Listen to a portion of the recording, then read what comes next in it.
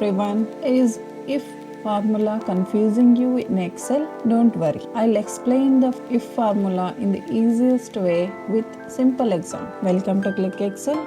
If you are new here, please subscribe to our channel. Let's start. What is if formula? The if formula helps Excel to make a decision. It checks the condition and gives the one result if it is true, and if it is gives the another result if condition is not met. Condition is false. So I'll show in an example. This is the Excel sheet, sample Excel sheet. Here person age, according to age, I'll give you the condition. If person age is under 30, they are eligible for some program. If their age is above 30, they are not eligible for that program. So it check the conditions in this column.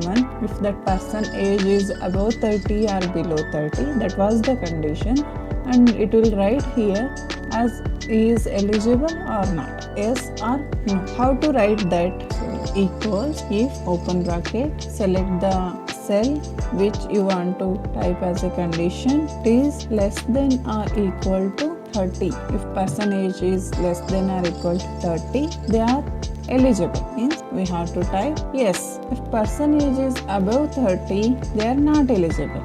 You can see it as no. This is the formula. Then hit the enter. See, person age is 32. That means it is greater than the 30. So it's showing they are not eligible. So like that, you can check for all the data. Once you in the first cell only, you can write the formula. After that, you can just drag and drop. That will automatically take the data and write the answer. That's all. You can use if with numbers, text or dates, and even combine it with other formulas. Like if you want to check gender, means you can type it as if this here it's female, you can write yes or else no. Like that also you can write the if formula. Easy, right? Now you know the if formula. If you found this video useful, don't forget to like, share and subscribe to our channel for more Excel formulas explained. Thank you for watching.